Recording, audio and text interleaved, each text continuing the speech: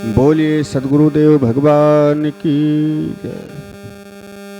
तो पारस पत्थर जिसमें लोहा को सोना बनाने की क्षमता होती है। आप लोग बताएं, पारस पत्थर के ऊपर कपड़ा लिपेट दो, इस कपड़े को पारस पत्थर से ढक दो, लिपेट दो चारों तरफ से, फिर लोहे में छुआओ तो क्या सोना बनेगा? नहीं बनेगा। क्यों? है तो पारस पत्थर ही, फिर सोना कैसे नहीं बनेगा? कपड़े से ढकी है इसलिए। छुएगा तो कपड़ा, पारस पत्थर थोड़े छुएगा। इसी प्रकार से आत्मा तो शुद्ध पारस है। आत्मा से जीव टच होता है तो जीव भी परमात्मा के ही समान बन जाता है। जानत तुम ही हुए जाई। भगवान को जानने के बाद भगवान का स्वरूप बन जाता है जीव।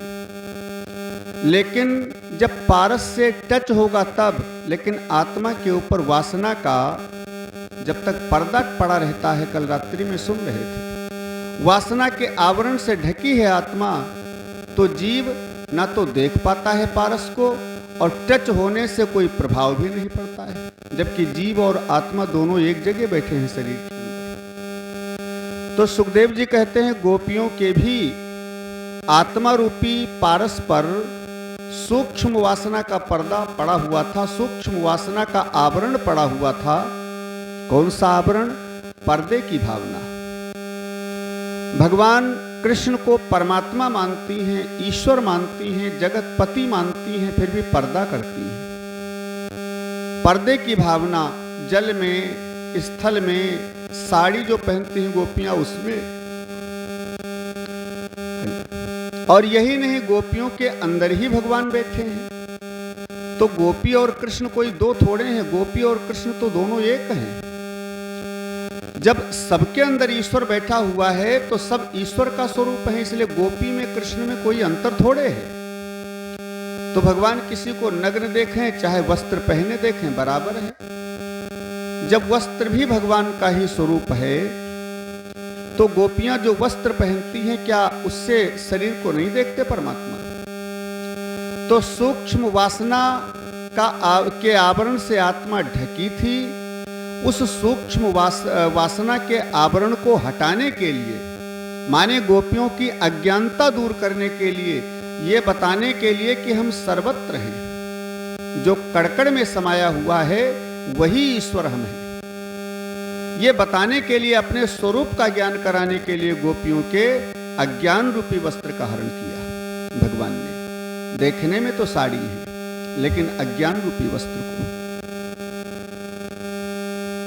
परीक्षित जी कहते हैं गुरुदेव, तो अज्ञान रूपी वस्त्र का हरण किया, फिर वापस क्यों कर दिया?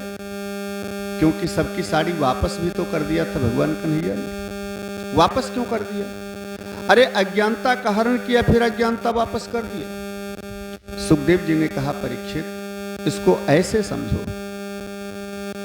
एक मुट्ठी धान हमने तुमको दिया, समझेंगे भाव से, एक मुट्ठी धान हमने तुमको दिया और हमने कह दिया इस धान को कुछ ऐसा कर दो कि इसमें उगने की क्षमता खत्म हो जाए, ये जामे ना। तो क्या करोगे उसको? उसके ऊपर से छिलका उतार दो, धान की भूसी को अलग कर दो, छिलका उतार दो। लो महाराज अब ये नहीं उगेगा। क्यों नहीं उगेगा भाई? अरे छिलका उतार दिया महाराज, अब ये नहीं उगेगा, चावल नहीं जाम सकता। तो छिलका में ही उगने की शक्ति है, तो छिलका फिर चिपका दो चावल के ऊपर, फेविकोल से चिपका दो, बराबर लगा करके तागे से बांध दो। फिर कहा महाराज फिर भी नहीं उगेगा, क्योंकि एक बार छिलका जब से उतर गया तब से बीज निर्बीज हो गया, उसमें उगने की क्षमता नहीं रह गई। ऐसे ही अज्ञान रूपी वस्त्र, एक बार अगर आत्मा के ऊपर से अज्ञान रूपी वस्त्र हट गया, अज्ञान का आवरण हट गया, फिर दोबारा चाहे जैसे उसको चिपकाओ, उगने की क्षमता नहीं रह जाएगी, वो निर्बीज हो जाएगा, बेकार हो जाएगा। इसलिए भगवान ने वस्त्र को वापस कर दिया, अज्ञानता को निर्बीज करके वापस कर दिया, क्योंकि लोक लाज ढकने के लिए वस्त्र तो चाहिए ही, इसलिए भगवान ने वापस कर दिया। ऐसे सुखदेव जी ने समझाया इसके बाद यज्ञ पत्नियों पर कृपा की। भगवान ने ग्वालों के हाथ चौबे की पत्नी चौबाइनों से भोजन मंगवाया। चौबाइनों ने भगवान को भोजन मांगते हुए जब सुना तो सब 56 प्रकार के व्यंजन बना करके पतियों के रोकने पर भी नहीं मानी और दौड़ करके आई, कृष्ण से भोजन करने का निवेदन करती हैं और स्वयं अपने हाथों से भोजन कराती हैं। सब यज्ञ पत्नियां भगवान से निवेदन करती हैं, प्रभु अपने चरणों में दे दो ठौर,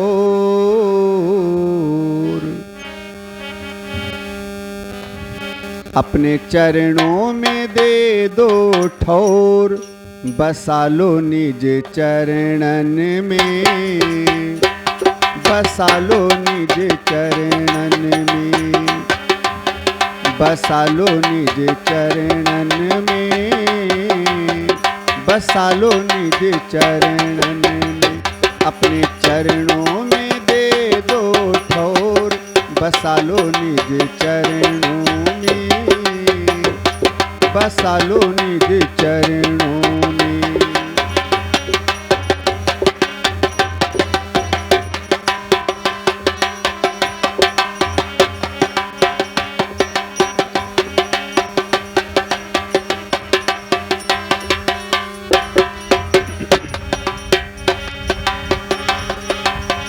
सौंप दिया सब जीवन तोहे, सौंप दिया सब जीवन तोहे, रखियो जिस विधि रखना होवे, रखियो जिस विधि रखना होवे। वृंदावन में बसा लो कोई और,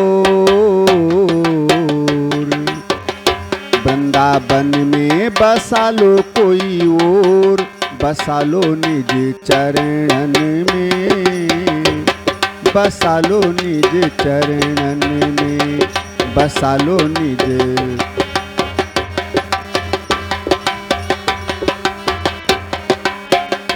अपने चरणों में दे दो ठौर, बसा लो निज चरणन में, बसा लो निज चरणन में, बसा लो निज चरणन में, बसा लो निज चरणन में।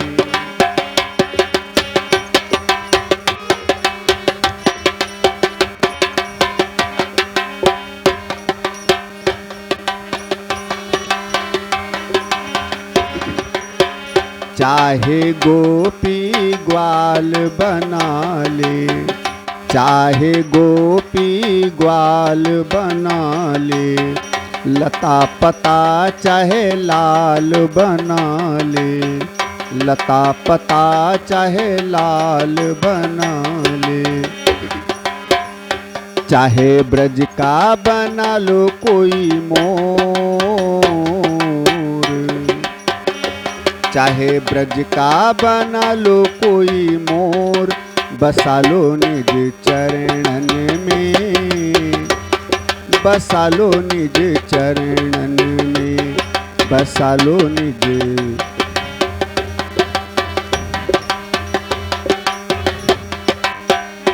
मुझे चाहिए नहीं कुछ और, बसा लो निज चरणन में, बसा लो वृंदावन में।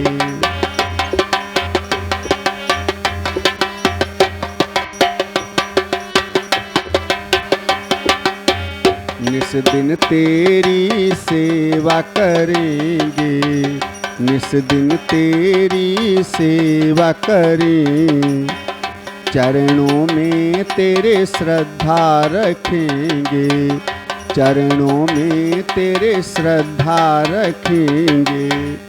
तेरे दर्शन करेंगे उठ भोर, तेरे दर्शन करेंगे उठ भोर, बसा लो निज चरणन में, बसा लो निज चरणन में, बसा लो निज।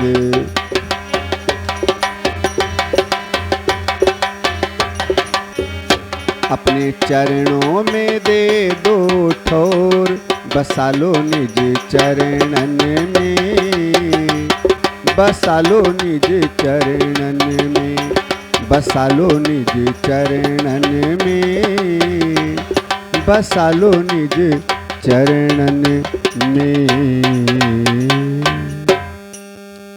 भगवान से निवेदन करती हैं, प्रभु हम जब आई थी तुम्हारे पास तो हमारे पति हमको रोक रहे थे, लेकिन हम जबरदस्ती चली आई। प्रभु अब वापस नहीं जाएंगी। भगवान ने कहा नहीं, जाना पड़ेगा, गृहस्थी में जाना पड़ेगा वापस।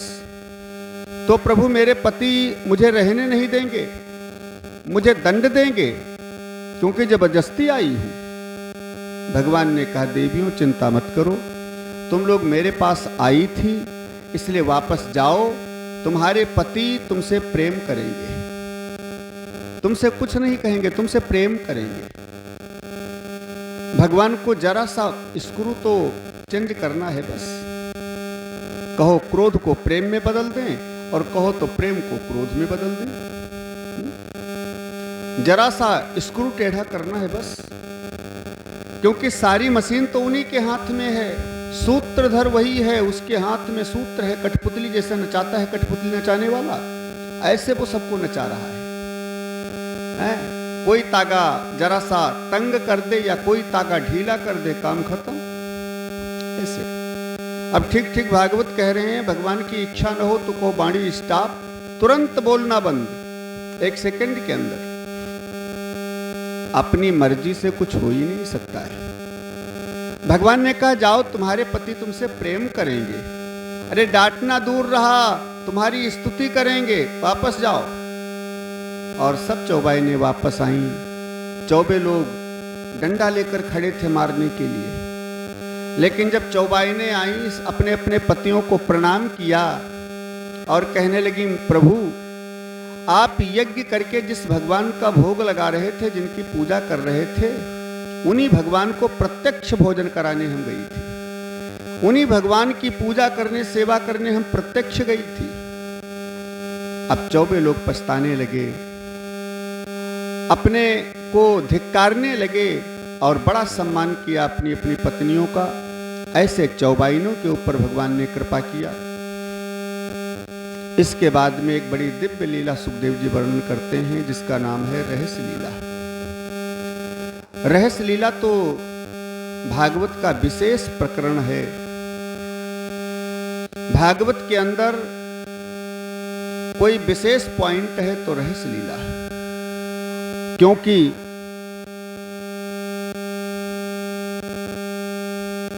भागवत एक शरीर है, भगवान का श्री विग्रह है। शरीर में प्राण का महत्व होता है, प्राण न रहे शरीर में तो शरीर चलेगा, श्मशान पहुंच जाएगा। इसी प्रकार से भागवत भगवान का शरीर है, और भागवत के अंदर जो रहस्य लीला के 5 अध्याय हैं, ये 5 प्राण हैं भागवत के, जैसे 5 प्राण इस शरीर में होते हैं। 5 अध्याय में रहस्य लीला का वर्णन किया है सुखदेव जी ने। ये भागवत जी के 5 प्राण हैं। तो बिना रहस्य लीला के भागवत बिना प्राण के है, इसलिए रहस्य लीला तो बिल्कुल मेन पॉइंट है। शरीर का एक हाथ कट जाए फिर भी शरीर जीवित रहेगा, शरीर के पैर कट जाएं, दोनों हाथ दोनों पैर कट जाएं, दोनों आंखें न रह जाएं, दोनों कान न रह जाएं, नाक न रह जाए, फिर भी आदमी जिंदा रहेगा, भले पड़ा रहे जिंदा रहेगा। लेकिन प्राण न रहे, पूरा शरीर बरकरार रहे तो सब बेकार है। ऐसे भागवत जी का 2रा स्कंद, 3रा स्कंद, 4था स्कंद, 5वां स्कंद छूट जाए, न कह पाओ, कोई बात नहीं है। ये अंग हैं सब, लेकिन ये अंग न रहे कोई बात नहीं, लेकिन प्राण, रहस्य लीला के 5 प्राण ये अगर नहीं है तो भागवत भी निष्प्राण है, निष्क्रिय है। इसलिए 5 अध्यायों में रहस्य लीला का वर्णन किया है। पूर्ण रूपेण विधिवत रहस्य लीला का वर्णन किया जाए तो 7 दिन में केवल रहस्य लीला की कथा हो पाएगी। इतना भावपूर्ण प्रसंग है, क्योंकि रहस्यलीला का जब शुभारंभ किया सुखदेव जी ने, तो सबसे पहला शब्द लिखा है भगवान पिता रात्रि शरदोत्फुल्ल मल्लिका वेक्षरन्तुम मनश्चक्रे योग माया मुपाश्रिता। शुभारंभ किया है भगवान शब्द से, भगवान अपितारात्रि, भगवान शब्द से। माने सुखदेव जी ने संकेत किया है कि जो ये रहस्य लीला की कथा है, जो रहस्य लीला किया है, वो कृष्ण कोई साधारण नहीं थे, भगवान थे। ये भगवान की लीला है। भगवान शब्द पहले इसलिए संबोधन किया है ताकि इसमें कोई उंगली न उठाए, कोई टीका टिप्पणी न करे कि ऐसा क्यों किया कन्हैया ने, वैसा क्यों किया कन्हैया ने। इसलिए भगवान शब्द से प्रारंभ किया है कि ये भगवान की लीला है। इसमें कुछ भी सोचना, कुछ भी विचार करना, किसी भी प्रकार की बात लाना मन में गलत है। ये भगवान की लीला है। भगवान कन्हैया ने गोपियों की इच्छा को पूर्ण करने के लिए शरद पूर्णिमा की रात को बंसी बजाई। 12 बजे रात को यमुना के किनारे, वर्ष में 2 ही रात्रियां मुख्य होती हैं, एक दीपावली की रात और एक शरद पूर्णिमा की रात। सबसे काली अंधेरी अगर कोई रात है तो दीपावली की रात, और सबसे ज्यादा प्रकाशमयी अगर कोई रात है तो शरद पूर्णिमा की रात, सबसे ज्यादा प्रकाश वाली। अब बादल न हो जाए, बादल हो जाए वो बात अलग की है, वैसे ज्यादा प्रकाशमयी रात शरद पूर्णिमा की। जो कुमार की पूर्णमासी का नाम है शरद पूर्णिमा। भगवान ने रात को 12 बजे बंसी बजाई। सुखदेव जी वर्णन कर रहे हैं कैसी बंसी बजी भगवान की। निसम्य गीतम तदनंग वर्धनम ब्रजस्त्रियः कृष्ण गृहीत मानसा आजगमुरन्योन्यमलक्षितोद्यमः सयत्र कान्तो जवलोल कुण्डलः निशम्य गीतम तदनंग वर्धनम। रात को ऐसी सुमधुर आवाज में बंसी से गीत की ध्वनि निकाली भगवान ने। और कैसी ध्वनि है कहा, तदनंग वर्धनम, तद अनंग वर्धनम। अनंग माने कामदेव, काम को बढ़ाने वाली, काम का संचार करने वाली वो बंसी की धुन है। जब बजाई बंसी की धुन तो केवल उन्हीं लोगों को सुनाई पड़ी जो गोपी श्रेणी की भक्ति में पहुंच चुके हैं। भक्ति की क्वालिटी एक होती है जो चरम सीमा की होती है, उच्च कोटि की जो भक्ति की क्वालिटी होती है उसका नाम है गोपी। गोपी किसी जाति बिरादरी का या गोपी किसी स्त्री का नाम नहीं है। गोपी एक भक्ति की क्वालिटी का नाम है, एक भक्ति की श्रेणी का नाम है। तो जो गोपी श्रेणी की भक्ति में पहुंच चुके हैं, जैसे भगवान शिव को सुनाई पड़ी, ब्रह्मा जी को सुनाई पड़ी, यमुना जी को सुनाई पड़ी, नारद जी को सुनाई पड़ी। अब केवल गोपियों को सुनाई पड़ती तो नारद जी कोई स्त्री थोड़े हैं। इसलिए यहां सुखदेव जी कहते हैं केवल स्त्री बिरादरी को गोपी नहीं कहते हैं। जो गोपी श्रेणी की भक्ति में पहुंच चुके हैं उनको गोपी कहते हैं। उसमें चाहे पुरुष हो चाहे स्त्री हो। इसलिए केवल गोपी श्रेणी की भक्ति वालों को बंसी की आवाज सुनाई पड़ी जो भगवान ने बजाई। यहां कहते हैं किन किन को सुनाई पड़ी, समझें। बांसुरी बजाई आज रंग सो मुरारी श्याम, बांसुरी बजाई आज रंग सो मुरारी श्याम, बांसुरी बजाई आज।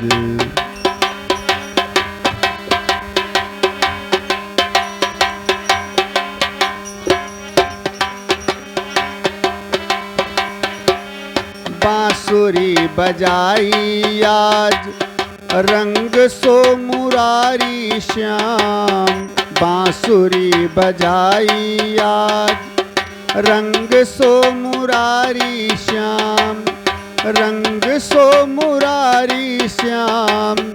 रंग सो मुरारी श्याम।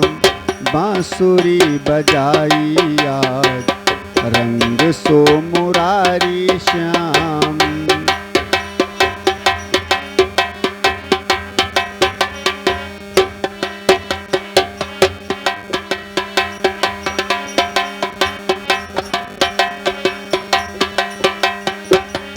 यमुना जल उलट बह्यो सुधि ना संभारी हो। यमुना जल उलट बह्यो सुधि ना संभारी है।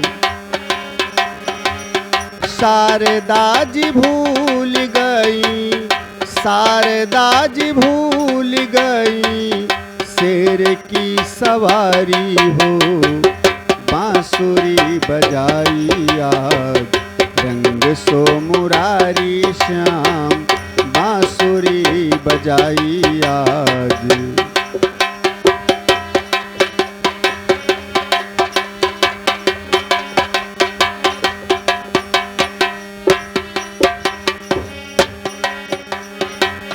ब्रह्मा जी वेद भूले, भूले वेद चारी। ब्रह्मा जी वेद भूले, ब्रह्मा जी वेद भूले, भूले वेद चारी। शिव समाधि भूल गई, शिव समाधि भूल गई मुनि जन की तारी हो। बांसुरी बजाई आज रंग सो मुरारी श्याम। बांसुरी बजाई आज।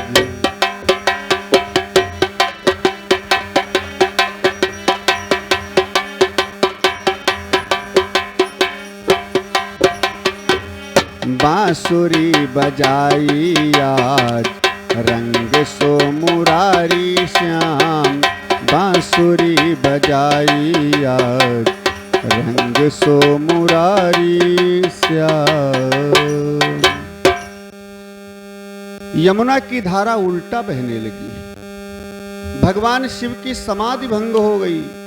ब्रह्मा जी सृष्टि करना भूल गए, ऐसा बंसी की धुन में मगन हो गए। केवल गोपी श्रेणी वालों को बंसी की धुन सुनाई पड़ी।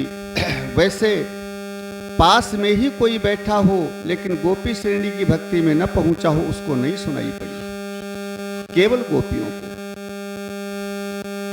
अब यहां सुखदेव जी वर्णन करते हैं, गोपियां 10 कामों को छोड़ करके भागी हैं और भगवान से मिलने के लिए आतुर होकर के जो समस्त विषय वासना के कामों को छोड़ करके जो ज्यादा प्रिय कार्य हों उनको छोड़ करके जो भगवान के लिए भागता है, भगवान उसी को प्राप्त होते हैं, सबको नहीं।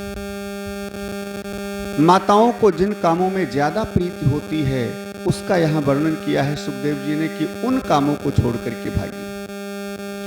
सबसे पहले कहा है दुहंत्यो भिययुः कश्चित्। दूध दही में माताओं को ज्यादा प्रेम होता है। एक गोपी दूध दूह रही थी गैया से और जैसे बंसी की धुन कान में पड़ी, खड़ी हो गई, दूध की दोहनी वहीं गिर गई, सारा दूध बिखर गया। माने दूध दही की भी ममता को त्याग दिया गोपियों ने।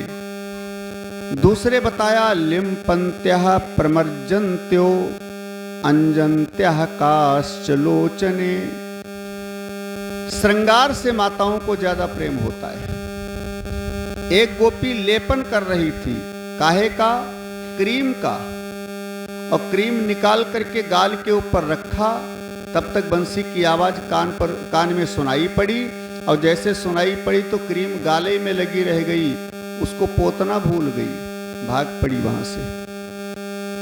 अंजंत्यो काश्चिलोचने, एक ने काजल आंख में लगाने के लिए लगाया लगाया, आधी आंख में लग गया, दूसरी वैसे पड़ी है, एक आंख में आधा लगा काजल, जैसे बंसी की आवाज कान में पड़ी वैसे भाग पड़ी है, पूरा काजल ही लगाना भूल गई। श्रृंगार से, बच्चों से, दूध दही से माताओं को ज्यादा प्रेम होता है।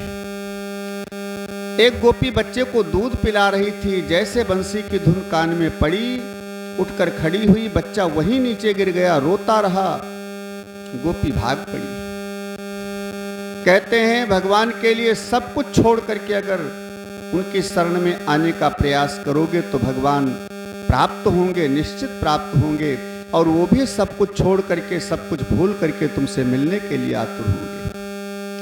इसलिए गोपियां दुस्सह प्रेष्ठ विरहती, अपने प्रेमी को, प्रियतम को मिलने के लिए इतना व्याकुल हैं प्रेम के विरह में कि गोपियां भागती चली आ रही हैं। भगवान कृष्ण के चारों तरफ आकर के गोपियां खड़ी हो गई। भगवान ने सारी गोपियों को देखा, बंसी बजाना बंद कर दिया। सब गोपियों की ओर देख करके कृष्ण कहते हैं, अरे गोपियों, तुम सब लोग इतनी रात को आई हो, इतना परिश्रम करके आई हो, इसलिए हम तुम सबका स्वागत करती हैं। स्वागतमो महाभागः प्रियं किं करवाणि वः। आप सबका स्वागत है। अरे प्रियतमो, अरे मेरी प्यारियों, तुम्हारा कौन सा प्रिय कार्य करूं? बोलो, जो भी प्रिय कार्य मेरे से बताओ, मैं करने के लिए तैयार हूं तुम्हारा। अब तो गोपियां सब बड़ा प्रसन्न हो गईं। भगवान ने बंसी बजा करके बुलाया और फिर मेरा भव्य स्वागत कर रहे हैं कृष्ण, भव्य स्वागत कर रहे हैं। प्रसन्न हो गई, लेकिन एक ही क्षण में भगवान कृष्ण का भाव बदल गया। भगवान कृष्ण कहते हैं, गोपियों, ये लड़कन कहते हैं, ब्रजस्यानामयं कच्चित् ब्रूतागमन कारणम। एक ही क्षण में भाव बदल गया और कहते हैं कृष्ण, ब्रूतागमन कारणम, अपने आने का कारण बताओ देवी, क्यों आई हो यहां? अब तो गोपियां सब मौन हो गई। पहले बंसी बजा करके बुलाया, पूछती क्यों आई हो? भगवान कहते हैं, हाँ हाँ पूछ रहा हूं, क्यों आई हो? रजन्य सा घोर रूपा घोर सत्व निषेविता प्रतियात ब्रजम ने हम स्थेयम स्त्री भी सुमध्यमा। रजन्य सा घोर रूपा, इतनी काली अंधेरी रात में, भाई चाहे जितना प्रकाश हो, लेकिन जंगल के अंदर तो अंधेरे रहता है, जंगल के अंदर प्रकाश थोड़े रहता है। इसलिए ऐसी काली अंधेरी रात में जंगल के अंदर तुम सब लोग क्यों आई हो दौड़ती हुई? वृंदावन में सब कुशल तो है, वहां कुछ गड़बड़ तो नहीं है?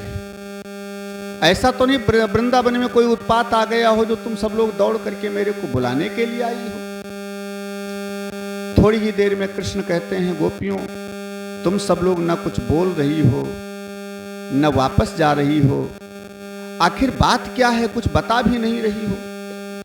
अरे गोपियों, मैं कहता हूं, ये जंगल का मामला है, ज्यादा देर रुकना ठीक नहीं है, अब वापस जाओ तुम सब लोग। गोपियां विचार करती हैं आपस में, पहले बंसी बजा करके बुलाते हैं, अब फिर कहते हैं लौट जाओ। भगवान कहते हैं, गोपियों, मैं समझ गया, तुम सब लोग न कुछ बोल रही हो, न वापस जा रही हो, इसका मतलब रात को जंगल कैसा लगता है? चांदनी रात में तो जंगल की शोभा देखने आई हो तुम लोग। लेकिन गोपियां फिर भी मौन, कुछ नहीं बोलती हैं। भगवान ने कहा, अच्छा मैं समझ गया, तुम लोग न बोल रही हो, न वापस जा रही हो, इसका मतलब है तुम लोगों के पति ज्यादा सुंदर नहीं है और हम ज्यादा सुंदर हैं, इसलिए तुम लोग 12 बजे रात को एकांत स्थान में सुनसान जगह पर हमसे मिलने के लिए आई हो। लेकिन थोड़ी देर के लिए मेरी ये भी बात समझो गोपियों, घर के अंदर जो तुम्हारे पति सो रहे हैं, उन पतियों को छोड़ करके पर पुरुष से मिलने जाना ये गलत बात है गोपियों, अच्छी बात नहीं है। पति चाहे जैसा भी हो लेकिन पूज्य है। दुर्भगो दुस्सीलो वृद्धो जडो रोग्य धनो पिवा पति स्त्री भिर्न हातव्यो लोके सुभिर्पात की। कदाचित पति दुष्ट है या भाग्यहीन है या बूढ़ा है, मान लीजिए मूर्ख है या रोगी है, धन नहीं है, कदाचित गरीब है, पति कैसा भी हो लेकिन पति पूज्य होता है। इसलिए गोपियों वापस जाओ, पतियों की सेवा करके सती नारियों में नाम लिखाओ अपना। ऐसे परपुरुष से मिलने के लिए दौड़ करके चली आई, ये गलत बात है, ठीक नहीं है गोपियों। लेकिन गोपियां फिर भी कुछ नहीं बोलती हैं। तो भगवान कहते हैं गोपियों, तुम्हें सती नारियों के चरित्र नहीं मालूम है, सती नारियों की कथा नहीं मालूम है। और फिर भगवान ने सुनानी शुरू की। देखो, अनसुईया का नाम सुना है, अपने सतीत्व बल से 6 महीने के बालक बना दिए तीनों देवताओं को, ब्रह्मा विष्णु महेश को। नर्मदा का नाम सुना होगा, रोगी पति की सेवा करके सतीत्व बल से गंगा जी को प्रकट कर दिया। लाजवंती का नाम सुना होगा, अपने सतीत्व बल से पति की सेवा के बल से सूर्य भगवान की गति रोक दिया, सूर्य भगवान की चाल को बंद कर दिया। और तुम लोग 12 बजे रात को परपुरुष से मिलने चली आई, ये उल्टा स्त्रियों के काम है। गोपियों वापस जाओ, लौट जाओ। लेकिन गोपियां कुछ भी नहीं बोल रही, मौन। भगवान कहते हैं गोपियों, एक धर्म एक व्रत नेमा, काय बचन मन पति पद प्रेमा। नारियों का तो एक ही धर्म, एक ही नियम होना चाहिए, मन क्रम वचन से पति की सेवा करना। और जो घर को ही स्वर्ग बना करके पति सास ससुर देवर जेठ इनमें ही सभी देवी देवताओं का दर्शन करती हैं, वही नारियां धन्य हैं, उन्हीं का नाम संसार में होता है। घर ही माँ, घर ही माँ तीरथु बनैबे हो, कहूँ पूजई न जइबे। घर ही माँ तीरथु बनैबे हो, कहूँ पूजई न जइबे।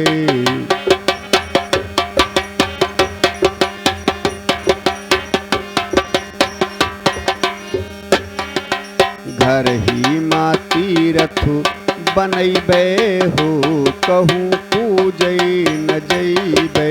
घर ही माँ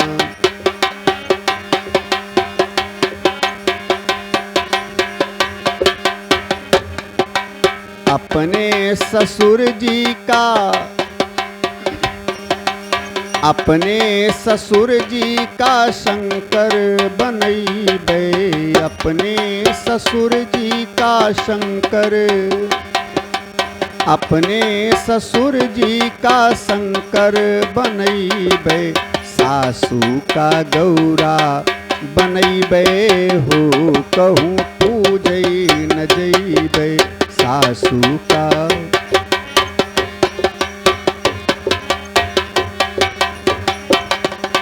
घर ही माँ तीरथ बनैबे हो, कहूँ पूजई न जइबे।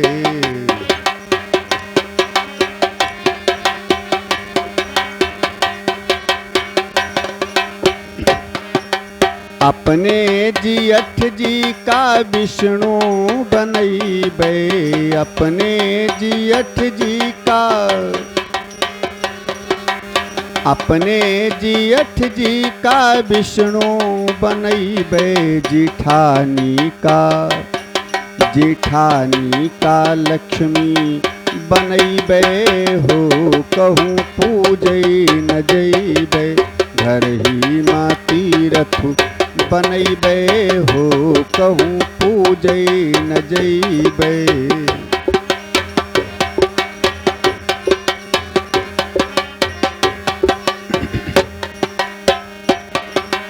अपने देवर जी का कृष्ण बनैबे, अपने देवर जी का कृष्ण बनैबे, देवरानी का राधा बनैबे हो, कहूँ पूजै न जैबे। घर ही माँ तीरथ बनैबे हो, कहूँ पूजै न जैबे।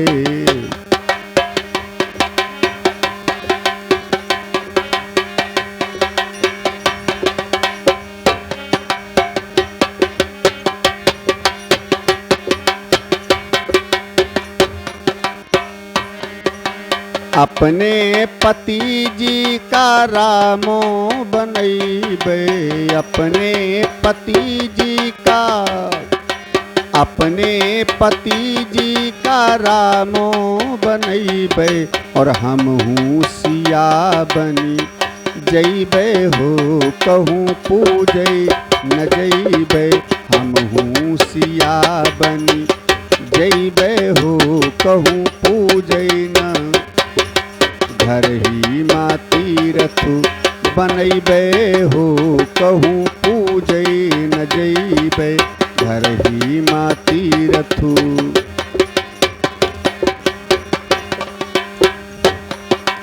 घर ही माँ तीरथ बनैबे हो, कहूँ पूजै न जैबे, कहूँ पूजै न जैबे, कहूँ पूजै न जैबे।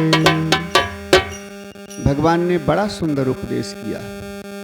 अच्छा, एक बात समझें, जो भगवान ने उपदेश किया है धर्म के अनुरूप है। जो भी सुनेगा इस उपदेश को वही कहेगा भगवान ठीक कह रहे हैं। गोपियां मौन होकर के सुन रही हैं। बहुत सती नारियों के बारे में बताया भगवान कन्हैया ने, गोपियां मौन रही। अंत में गोपियों ने 6 श्लोकों में, ये 8-10 श्लोकों में गोपियों ने भगवान कन्हैया से अपने मन की बात कही है। अपने मन की गोपियों ने बात कही है। गोपियां कहती हैं, प्रभु हमने आपकी बात मान ली। पति की सेवा करने से नारी का धर्म पूर्ण होता है। नारियों का एक कर्तव्य है कि घर में सास ससुर पति की सेवा करें। लेकिन एक प्रश्न है हमारा। भगवान ने कहा पूछो। का हमारा प्रश्न ये है कि पति की सेवा करने से लाभ क्या मिलता है। भगवान ने कहा पति की सेवा करने से मन शुद्ध होता है, मन निर्मल होता है। अच्छा, तो जब मन निर्मल होता है, शुद्ध होता है, तब क्या मिलता है। भगवान ने कहा जब मन निर्मल होता है तो कोई पूछने वाली बात। जिसका मन निर्मल होता है, शुद्ध होता है, वो मेरे को प्राप्त करता है। निर्मल मन जन सो मोहि पावा। गोपियों ने कहा प्रभु तब तो हम जीत गई, तुम हार गई। भगवान ने कहा कैसे। अरे मैंने पहले पति की सेवा की, ये साधना किया, मेरा मन शुद्ध हुआ, तभी तो आप मेरे को मिले हैं, तभी तो मेरे को भगवान मिले हैं। अगर मैंने पति की सेवा न किया होता, ये त्याग न किया होता, तो आज मेरे को आप कैसे मिलते नाथ। इसलिए जो काम हम पीछे कर चुकी हैं, जो साधना पीछे कर चुकी हैं, फल मेरे को प्राप्त हो चुका है। अब फिर से वही साधना करना शुरू करें। अब तो आप मुझे मिल गए नाथ। भगवान ने कहा गोपियों मैंने सती नारियों के चरित्र सुनाए, समझ में नहीं आया तुमको। अरे अनुसुईया को भी तो भगवान मिल गए थे, लेकिन तीनों देवताओं को 6-6 महीने के बालक बना दिए पति की सेवा के बल से। गोपियों ने कहा प्रभु जैसे तुमने कहानी सुनाई है सती नारियों की, ऐसी एक नहीं, हम भी सैकड़ों कहानियां जानती हैं। और सुनाऊं, गोपियों ने भी एक कहानी सुनाई। कहा एक सती नारी थी। वो सती नारी पति की सेवा मन लगा करके करती थी। बिना पति का दर्शन किए वो पानी तक नहीं पीती थी। एक बार उसके पति घर को आए और कहा, देवी किसी जरूरी काम से, सरकारी काम से हमें बाहर जाना है, बाहर ड्यूटी लगी हुई है थोड़ा दूर, इसलिए 2 महीने के लिए जाना है, सरकारी ड्यूटी है, जाना पड़ेगा। पत्नी ने कहा, नाथ तो हम भी साथ में चलेंगे। उसने कहा, नहीं देवी, पहली बार जा रहा हूं, न जाने कैसा माहौल हो, कैसा रहने का ठिकाना हो, बने या न बने, इसलिए तुम्हारा जाना ठीक नहीं है। पत्नी ने कहा, प्रभु तब तो जब तक वापस आओगे 2 महीने में, तब तक हमें जिंदा नहीं पाओगे। क्यों, क्या परेशानी है? कहा, जब तक हम आपका दर्शन नहीं करती हैं, पानी तक नहीं पीती हैं, इतने दिन में तो मर जाएंगी। पति ने कहा, तो ये समस्या हम दूर किए देते हैं। वो बाजार गया और एक अपना फोटो बनवा के ले आया, फोटो पत्नी को दे दिया। दर्शन करने की ही बात है तो फोटो के रोज दर्शन करना, इसी की सेवा पूजा करना, इसी का ध्यान करना, मेरे को फोटो में ही देखती हुई भोजन करना, पानी पीना। पत्नी बड़ा प्रसन्न हो गई। पति चला गया, फोटो अलमारी में रख करके नित्य उसी की पूजा करती है और फोटो का दर्शन करके जलपान करती है, भोजन करती है। 2 महीने के बाद उसके पति वापस आ गए। जब पति वापस आए, बाहर खड़े कुंडी खटखटा रहे हैं, खोलो मैं आ गया, खोलो दरवाजा खोलो मैं आ गया। अब पत्नी फोटो के सामने हाथ जोड़े खड़ी पति का ध्यान कर रही है। गोपियों ने कहा, प्रभु अब यहां प्रश्न है, बताओ वो पत्नी द्वार पर कुंडी खोलने जाएगी, दरवाजा खोलने जाएगी कि फोटो के सामने ही हाथ जोड़े ध्यान लगाए खड़ी रहेगी? भगवान मुस्कुराए, गोपियों ये भी कोई पूछने वाली बात? जिस फोटो के सामने हाथ जोड़े वो खड़ी है, वो तो कागज का टुकड़ा है मात्र, असली पति थोड़े है।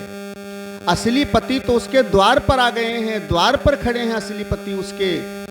जब तक पति नहीं मिले थे, नहीं आए थे, तब तक कागज के टुकड़ा में ध्यान लगाए थी, और जब असली पति आ गए तो कागज के टुकड़ा में ध्यान काहे को लगाएगी? वो जाएगी, कुंडी खोलेगी, पति से मिलेगी, उनका स्वागत करेगी, लेकर आएगी, अंदर बैठा लेगी। गोपियां हंसी और कहने लगी, प्रभु तो हम जीत गई, तुम हार गए। कैसे? कहा, जो घर में हमारे पति सो रहे हैं वो कागज के टुकड़ा मात्र है। केवल वही नहीं, ये पूरा संसार कागज का टुकड़ा है। यह संसार कागज की नैया, बूंद परे गली जाना है, रहना नहीं देश बिराना है, रहना नहीं। जैसे ही मौत रूपी बूंद पड़ती है, सब गल करके घुल करके इसी संसार सागर में मिल जाते हैं। यह संसार है सूखी लकड़ी, आग लगे जली जाना है, रहना नहीं। जो घर में हमारे पति सो रहे हैं वो ओरिजिनल नहीं है। अरे ओरिजिनल होते तो हमेशा बने रहते। जब तक ये शरीर है तब तक वो हमारे पति, और जहां ये शरीर खत्म हुआ दूसरे पति मिलेंगे। तो ये बदलने वाले पति हैं महाराज, ओरिजिनल नहीं है, कागज के टुकड़ा है। ये फोटो गल गया, जल गया तो दूसरा फोटो बनवा लाए बाजार से, है? ऐसे ओरिजिनल पति तो आप हैं जो बदलने वाले नहीं हैं। आप जगत पति हैं नाथ, आप कभी नहीं बदलते। एक बार अगर आप किसी के पति बन गए नाथ, तो आपको कभी चेंज नहीं होना है। इसलिए असली पति आप हैं। जब तक आप नहीं मिले थे, असली पति नहीं मिले थे, तब तक कागज के टुकड़ा से, माने संसार के पतियों से रिश्ता जोड़ करके उन्हीं की सेवा कर रही थी। और जब असली पति मिल गए हैं तो अब कागज के टुकड़ा में ध्यान क्यों लगा मैं नाथ? मुझे अपनाओ। ऐसे 12 श्लोकों में गोपियों ने बड़ा सुंदर भगवान से निवेदन किया है, उलाहना दिया है, प्रभु मुझे अपनाओ। भगवान मुस्कुराए, गोपियों की हर प्रकार से परीक्षा लिया है। भगवान जब किसी जीव को अपना स्वरूप प्रदान करते हैं, रहस्य लीला में प्रवेश देने का मतलब अपना स्वरूप दे देना, जहां पर स्त्री पुरुष का भेदभाव नहीं रह जाता है। ये काम लीला नहीं है ये जीव और ब्रह्म की लीला है, रहस्य लीला। आगे सुनेंगे, अभी सारी गोपियों को कृष्ण बना दिया है भगवान कन्हैया ने, क्योंकि गोपी में कृष्ण में कोई भेदभाव नहीं रह जाता है, ऐसी ये विशेष लीला है, रहस्य लीला। तो जब इस लीला में गोपियों को प्रवेश दिया है तो परीक्षा भी लेनी है कठिन। जितना कठिन पद मिलता है, जितना ऊंचा पद मिलता है, उतनी ही कठिन परीक्षा से गुजरना पड़ता है, उतनी ही कठिन परीक्षा देनी पड़ती है। अब ये श्रेष्ठ पद गोपियों को मिलना है, परमात्मा पद, ब्रह्म का पद, इसलिए गोपियों की बड़ी कठिन परीक्षा की देखें संसार में कहीं इनका मन अटका तो नहीं है। बच्चों के पास, पति के पास, धन में, घर गृहस्थी में, दूध दही में, बच्चों में, कहीं इनका मन तो नहीं अटका है। जब तक संसार की किसी वस्तु में या संसार के किसी कोने में आपका मन अटका हुआ है जरा भी, तब तक भगवान का प्राप्त होना संभव नहीं है। जब तक हृदय में संसार सूक्ष्म रूप से भी बसा रहेगा, तब तक भगवान सोचते हैं हाउसफुल है, मेरे लिए जगह नहीं है, कहां बैठ जाऊं, इसलिए तब तक भगवान नहीं मिलते हैं। इसलिए कठिन परीक्षा गोपियों की ले रहे हैं, बोर्ड की परीक्षा। आज गोपियां परीक्षा में उत्तीर्ण हो गई। भगवान कहते हैं क्या चाहिए? गोपियां कहती हैं प्रभु आपके अधरामृत का पान चाहिए, मेरे साथ रास विलास करो। गोपियों के साथ भगवान कृष्ण रास विलास शुरू करते हैं। जितनी गोपियां उतने कृष्ण। बीच में श्री किशोरी जी, राधा जी भगवान कन्हैया के साथ ताताथेई कर रही हैं। चारों तरफ से गोपियां, जितनी गोपी हैं उतने कृष्ण। प्रत्येक गोपी के हाथ में हाथ डाल करके कृष्ण नृत्य करना शुरू करते हैं। ये दृश्य ब्रह्मा जी आकाश से देख रहे हैं, ब्रह्मपुरी से। ब्रह्मा जी ने देखा तो विचार किया, भगवान कृष्ण जो ये कर रहे हैं ये ठीक नहीं कर रहे हैं, उचित नहीं है। पराई नारियों को स्पर्श करना भी पाप होता है, और कृष्ण तो पराई नारियों के साथ एकांत स्थान में हाथ डाल करके ठुमका लगा रहे हैं। ये गलत बात है। कलयुग के लोग जब इस लीला को पढ़ेंगे, सुनेंगे तो क्या सोचेंगे अपने मन में, ये भगवान है, ये कैसे भगवान है? ब्रह्मा जी विचार करते हैं कृष्ण को ये अज्ञानता आ गई है, उन्हें ये पता नहीं है कि ऐसा करना उचित नहीं है, इसलिए चल करके समझा दूं। हम चलकर समझा दें भगवान से कि ऐसा मत करो प्रभु, नहीं तो दुनिया उल्टा सोचेगी आपके बारे में। अब ब्रह्मा जी चले भगवान कृष्ण को समझाने। भगवान कन्हैया विचार करते हैं, मेरा पुत्र ब्रह्मा बूढ़ा हो गया, लेकिन तमीज नहीं आई इसको, अभी ज्ञान नहीं आया, मेरे को ज्ञान बताने आ रहा है। आज ब्रह्मा को ऐसा ज्ञान बताऊंगा जो सारा ज्ञान भूल जाइए।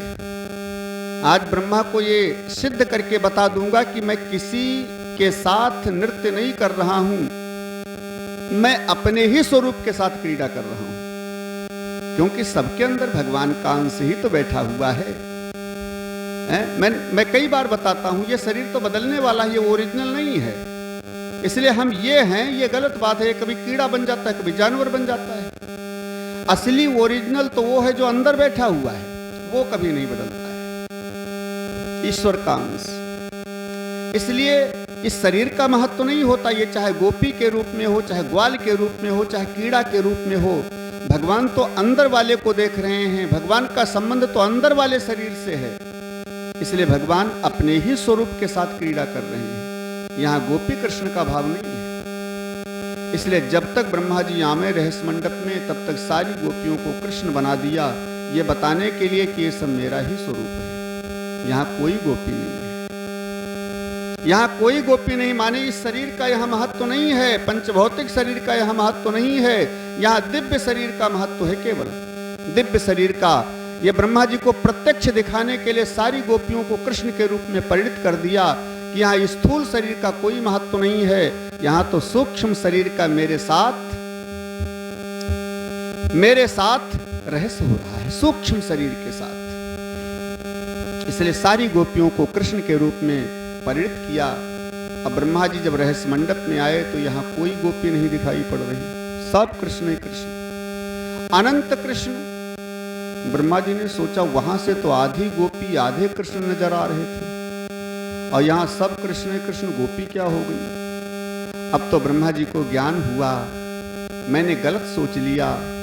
भगवान जो भी लीला करते हैं इसके लिए गलत भावना लाना मन में, अपनी भक्ति को दूषित करना है, क्योंकि वो कुछ अनर्गल नहीं कर रहे हैं, सर्वत्र हैं, वो अपने ही स्वरूप के साथ लीला कर रहे हैं। ब्रह्मा जी चरणों में गिर करके क्षमा याचना करते हैं, प्रभु गलती हो गई।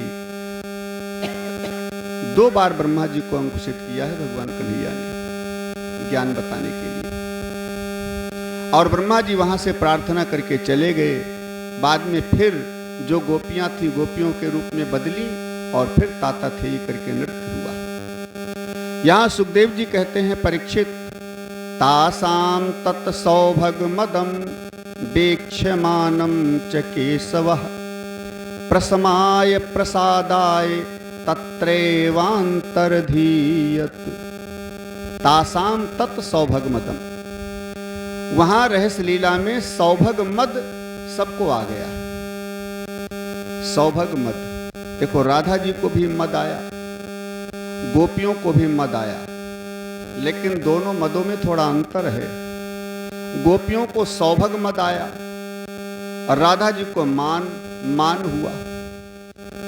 मान माने अहंकार नहीं होता है, मान माने सम्मान में जब थोड़ा कमी कुछ नजर आती है, हमको अपने सम्मान में थोड़ा कमी दिखाई पड़ती है तो हमको जो ठेस लगती है, जो ठेस लगती है हमारे मान सम्मान में, मान यहां स्वागत से भी है, मान का अर्थ स्वागत से भी है। तो राधा जी को ये मान हो गया कि जो व्यवहार मेरे साथ कर रहे हैं वही व्यवहार सारी गोपियों के साथ कर रहे हैं।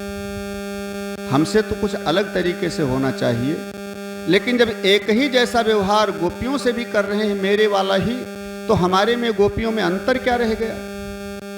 हमारे स्वागत में इसका मतलब कुछ कमी नजर आ रही है, हमारे साथ थोड़ा भेदभाव कर रहे हैं कृष्ण। अरे हमारे साथ तो कुछ अलग थलग होना चाहिए था।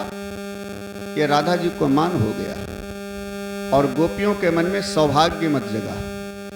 क्या सौभाग्य मत जगा? अहंकार आ गया, नजरें बदल गई गोपियों की, मेरी ओर देखो हम कितना सुंदर हैं, हम इतना सुंदर हैं कि हमारी सुंदरता से रीझ करके भगवान लक्ष्मी जी को छोड़ करके आज मेरे साथ हाथ में हाथ डाल करके ताता थे ही कर रहे हैं। जो काम लक्ष्मी जी के साथ नहीं किया आज मेरे साथ वो काम कर रहे हैं, नाच रहे हैं भगवान। आज मैंने भगवान को भी नचा दिया, इतनी हम ज्यादा सुंदर हैं। तो भगवान ये बताने के लिए गोपियों को कि हम सुंदरता से प्रसन्न नहीं होते हैं।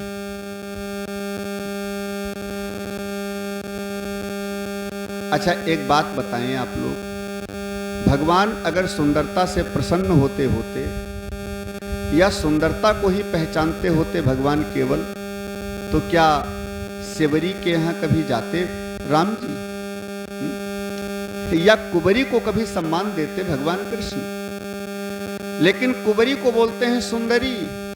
जो सूर्पणखा आई थी बड़ा सुंदर मेकअप करके, कितना सजी होगी सूर्पणखा, रुचिर रूप धरी प्रभु पही आई।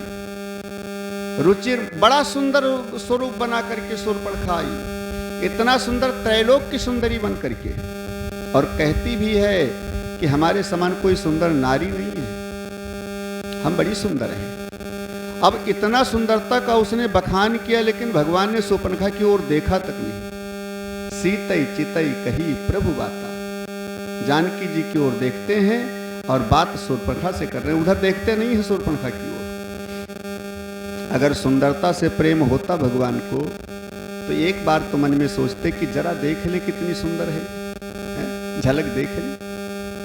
लेकिन भगवान कभी सुंदरता से प्रसन्न नहीं होते हैं, सुंदरता से आकर्षित नहीं होते हैं, नहीं तो सेवरी के यहाँ कभी जाते ही नहीं। और सेवरी जिसके न दांत हैं न पेट में आंत है, शरीर में झुर्रियां पड़ी हैं, कमर भी टेढ़ी है, डंडा के सहारे चलती है, बाल सब पके हैं, गाल सब बैठे हुए हैं, ऐसी शिवरी को भगवान कहते हैं अरि भामिनी, ओ गजगामिनी, अरे सुंदरी, ये मृगनयनी। ये भगवान राम के संबोधन है शिवरी के लिए। कोई कहेगा इसी को देख करके, भगवान कभी शरीर की सुंदरता नहीं देखते हैं, भगवान तो मन की सुंदरता देखते हैं। अगर मन सुंदर है तुम्हारा तो शरीर चाहे जैसा तुम्हारा हो, भगवान सुंदर ही कहेंगे। और शरीर को चाहे जितना सजा लो, मन अगर तुम्हारा गंदा है तो भगवान कभी तुम्हारी ओर देखेंगे नहीं। लेकिन गोपियों के मन में तो सुंदरता का मद आ गया, सौभाग्य मद आ गया। और जैसे सौभाग्य मद आया सो भगवान प्रसमाय प्रसादाय तत्रैवांतर धीयत, माने वहां से चले गए, अंतर ध्यान हो गए भगवान। क्यों? राधा जी का मान बढ़ाने के लिए और गोपियों के सौभाग्य मद को दूर करने के लिए, अहंकार को दूर करने के लिए भगवान अंतर ध्यान हो गए।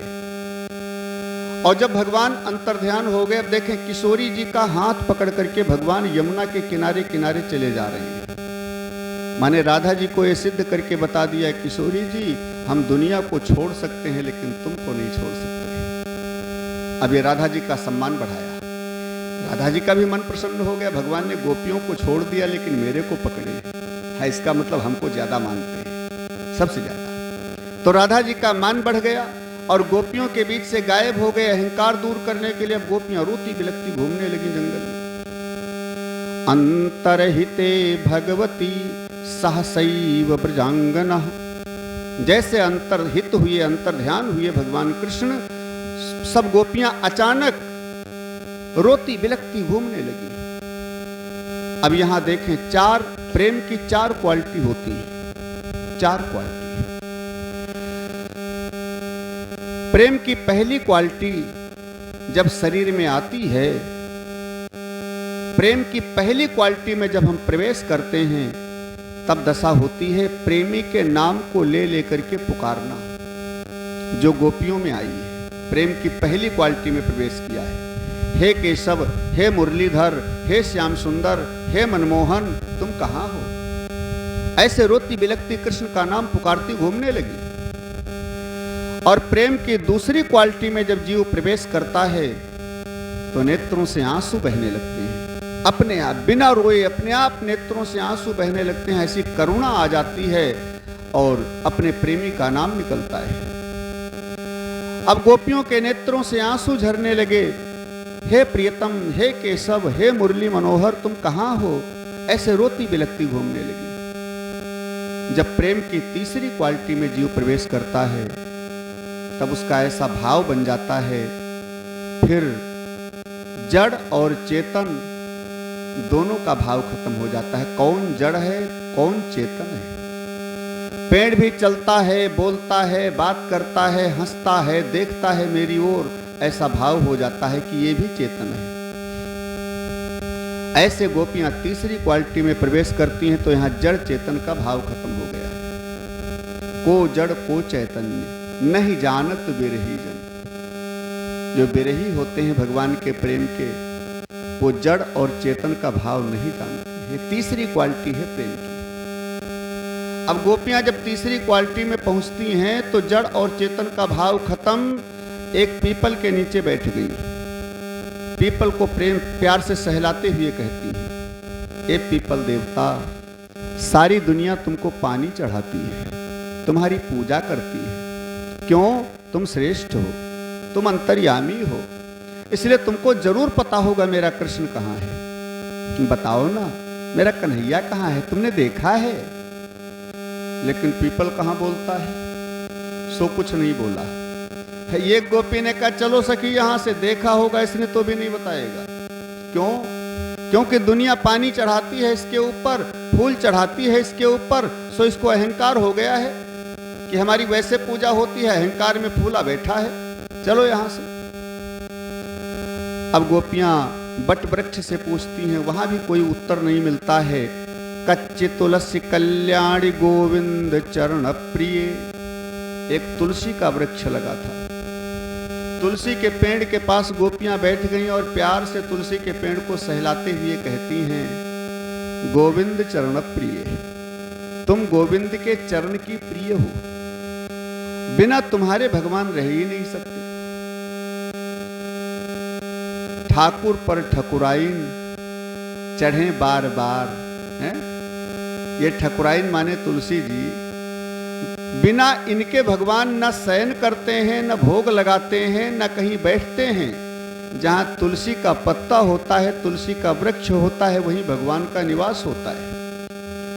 इसलिए गोपियां कहती हैं तुम्हारे बिना कृष्ण एक पल नहीं रह सकते, एक क्षण नहीं रह सकते।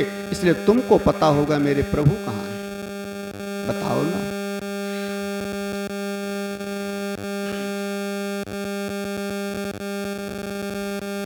बताओ ना मेरे कृष्ण कहां हैं। लेकिन तुलसी भी कोई जवाब नहीं देती है, कुछ नहीं बोलते। पेड़ बोलते थोड़े हैं, लेकिन ये गोपियों की भावना बन गई है प्रेम की क्वालिटी में प्रवेश करके।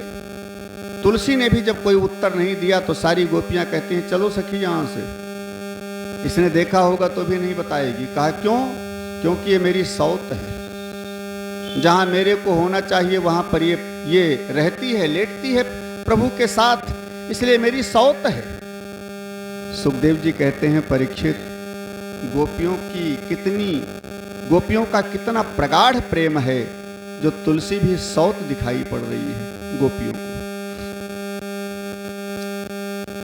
कहते हैं कि मालती, चंपा, चमेली, जूही, सारे पेड़ों से पूछती हुई गोपियां घूम रही हैं। अंत में धरती से कहती हैं हे धरती मैया, बिना तुम्हारे तो कृष्ण कहीं होंगे ही नहीं। चाहे जहां भी हो, धरती के किसी कोने में हो, लेकिन चरण तुम्हारे ऊपर होंगे। इसलिए तुमको पता होगा मेरे कृष्ण कहां हैं, बताओ ना। धरती से भी कोई उत्तर नहीं मिला। चंद्रमा से पूछती हैं, तुम आकाश में बैठे हो, पूरे संसार को देख रहे हो, तुम्हें पता होगा मेरा कृष्ण कहां है, बताओ ना। चंद्रमा से भी कोई उत्तर नहीं मिलता है। अब गोपियां रोती बिलखती चली जा रही हैं, ढूंढती हुई पूछती हुई सबसे। धीरे धीरे यमुना के किनारे आई, यमुना के नजदीक आई, और वहीं भगवान कृष्ण राधा जी का हाथ पकड़ करके यमुना के किनारे किनारे घूम रहे थे। और जब गोपियों को रोती बिलखती आती हुई सुना, इधर राधा जी ने भगवान से कहा प्रभु कहां लेकर चलोगे मेरे को, मेरे तो पैर में दर्द होने लगा है, अब मुझसे चला नहीं जा रहा है। भगवान ने कहा बैठो, हम तुम्हारे पैर दबा देते हैं, बैठो तुम्हारे चरण दबा देते हैं। कहते हैं जहां राधिका पलोटत पांव, राधा जी पैर फैला करके बैठी हैं और कन्हैया चरण दबा रहे हैं राधा जी के, हैं? अब राधा जी के चरण दबा रहे थे, इतने में गोपियों की आवाज आई, हे प्रियतम, हे केशव, हे मोहन, हे मुरलीधर कहां हो। भगवान ने सोचा गोपियां आ रही हैं, अगर देख लिया तो भेद खुल जाएगा। इसलिए भगवान वहां से चले। राधा जी ने कहा मेरे से चला नहीं जा रहा, कहां जा रहे हो। भगवान ने कहा तो आओ किशोरी जी, मेरे कंधे पर बैठ जाओ, हम लेकर चलते हैं। और भगवान कृष्ण बैठ गए। राधा जी जैसे कंधे पर बैठने के लिए तैयार हुई, सो भगवान अंतर्ध्यान हो गए।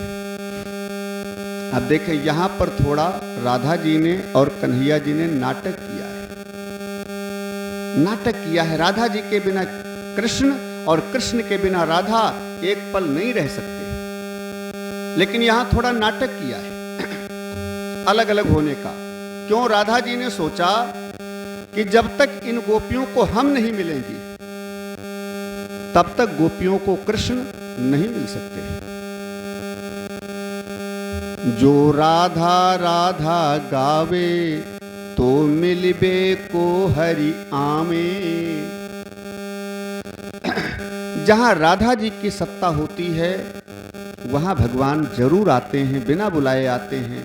इसलिए राधा जी सोचती हैं जब तक हम गोपियों से नहीं मिलेंगी, तब तक गोपियां ऐसे बिलखती रहेंगी, कृष्ण नहीं मिलेंगे इनको, इसलिए हमें गोपियों के पास चलना चाहिए। ये किशोरी जी की करुणा है, ये राधा जी की करुणा है। सो राधा जी ने, कन्हैया जी ने, दोनों ने यहां नाटक खेला है कि राधा जी गोपियों के पास कैसे पहुंचे। अब कृष्ण जब अंतर्ध्यान हो गए तो गोपियां तो ओरिजिनलिटी में भगवान का नाम ले रही हैं और रोती बिलखती चली आ रही हैं, प्रेम की क्वालिटी में प्रवेश करके। यहां गोपियां चौथी क्वालिटी में प्रवेश कर चुकी हैं प्रेम की। और जब चौथी क्वालिटी में जीव प्रवेश करता है तो वहां पर यह भाव खत्म हो जाता है कि हम कौन है। अपने शरीर का भान भूल जाता है, हम कौन है। वहां पर यह भाव पैदा होता है कि जो वो है वही हम है, माने कृष्ण ही हम हैं, ऐसा भाव बन जाता है। अब यहां गोपियां जब चौथी क्वालिटी में प्रवेश करती हैं तो सारी गोपियों का भाव बन गया कि हम तो कृष्ण हैं। और कृष्ण भाव में प्रवेश करके गोपियां भगवान ने जितनी भी लीला किया था सारी लीलाओं को गोपियां करना शुरू करती हैं। एक गोपी माखन चोरी की लीला कर रही है, एक गोपी कालिया मर्दन की लीला कर रही है, एक गोपी उंगली उठा करके ऊपर, अरे ब्रजवासियों चिंता मत करना, मैंने गोवर्धन को उठा लिया है, सब लोग इसी के नीचे आ जाओ, सबकी सुरक्षा हो जाएगी, इंद्र चाहे जितनी बरसात कर ले, चिंता मत करना। अब यहां सुखदेव जी कहते हैं, परीक्षित, गोपियां ये लीला कर नहीं रही हैं, ऑटोमेटिक हो रही है अपने आप। क्योंकि करना तो वहां कहा जाता है जहां पर ये पता हो कि हम हैं तो कुछ, लेकिन पार्ट कोई और लिया है स्टेज के ऊपर। जहां ये पता हो कि स्टेज के ऊपर हम हैं तो करोड़पति, लेकिन बने हैं भिखारी, भिखारी का रोल कर रहे हैं, वहां तो करना कहा जाता है। और जहां ये भाव ही न हो कि हम कौन हैं, यहां गोपी का भाव ही खत्म हो गया, यहां मैं ही कृष्ण हूं, ये भाव जागृत हो गया। गोपियां भूल गई कि मैं गोपी हूं, कृष्ण का भाव जागृत है, इसलिए लीला कर नहीं रही हैं, ऑटोमेटिक हो रही अपने आप। और ये लीला करती करती कृष्ण को ढूंढती ढूंढती यमुना के किनारे आई। इधर राधा जी भी, हे कृष्ण तुम कहाँ हो, हे कन्हैया तुम कहाँ हो, हे माधव तुम कहाँ हो। ढूंढती ढूंढती राधा जी भी यमुना के किनारे आई और गोपियों से मिली। भगवान के नाम को पुकारना शुरू किया यमुना के किनारे बैठ करके सारी गोपियों ने। भगवान का नाम बड़ा पावन है, देखें आज सब भगवान का नाम पुकार रही हैं। कृष्ण तुम कहाँ हो, जल्दी आओ, मुरलीधर तुम जल्दी आओ, कहाँ हो श्याम सुंदर। और भक्त लोग कहते हैं कि नाम भगवान का जो दिल से लिया करते हैं, ये नाम भगवान का जो दिल से लिया करते हैं, उन्हीं भक्तों पे प्रभु ध्यान दिया करते हैं। नाम भगवान का जो दिल से लिया करते हैं, उन्हीं भक्तों पे प्रभु ध्यान दिया करते हैं।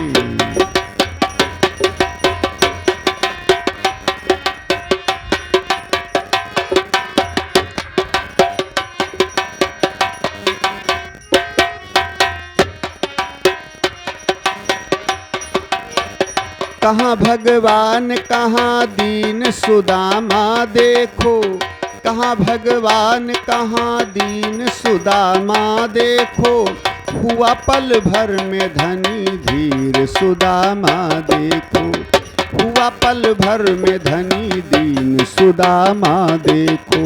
नीच से नीच को प्रभु तार दिया करते हैं, नीच से नीच को प्रभु तार दिया करते हैं, उन्हीं भक्तों पे प्रभु ध्यान दिया करते हैं।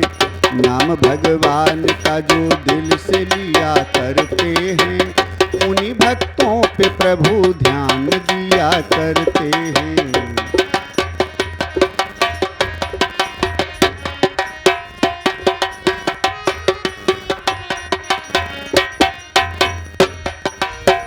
नीच गढ़ी का भीतरी तर गई कुबरी देखो, नीच गढ़ी का भीतरी तर गई कुबरी देखो, गीध को तारा प्रभु तर गई शिवरी देखो, गीध को तारा प्रभु तर गई शिवरी देखो।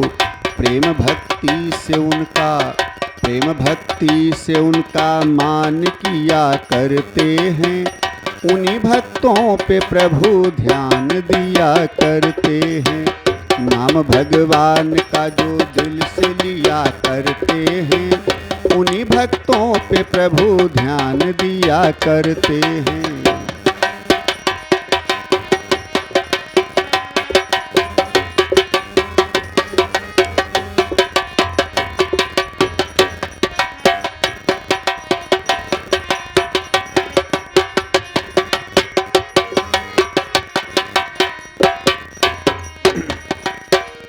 अजामिल गिद्ध को भव से प्रभु ने तारा था, अजामिल गिद्ध को भव से प्रभु उबारा था, डूबते गज को प्रभु ने दिया सहारा था, डूबते गज को प्रभु ने दिया सहारा था। भक्त के मान का प्रभु पान किया करते हैं, उन्हीं भक्तों पे प्रभु ध्यान दिया करते हैं। नाम भगवान का जो दिल से लिया करते हैं, उन्हीं भक्तों पे प्रभु ध्यान दिया करते हैं। नाम भगवान का जो दिल से लिया करते हैं, उन्हीं भक्तों पे प्रभु ध्यान दिया करते हैं, उन्हीं भक्तों पे प्रभु ध्यान दिया करते हैं, उन्हीं भक्तों पे प्रभु ध्यान दिया करते। भगवान के नाम का उच्चारण करती हुई गोपियां इतना भाव विह्वल हो गईं कि यहां एक गीत गाया है गोपियों ने। भागवत में जो गोपी गीत के नाम से प्रसिद्ध है, गोपी गीत के माध्यम से गोपियों ने 5 गीत गाए हैं। वैसे तो 12 गीत हैं भागवत में, 12 गीत। सबसे पहले भीष्म गीता से प्रारंभ है, जो पुष्पताग्रा छंद में भीष्म जी ने स्तुति किया है भगवान की, भीष्म स्तुति। वहां से लेकर के फिर 12 गीत हैं। गोपियों ने केवल 5 गीत गाए हैं, वेणु गीत, युगल गीत,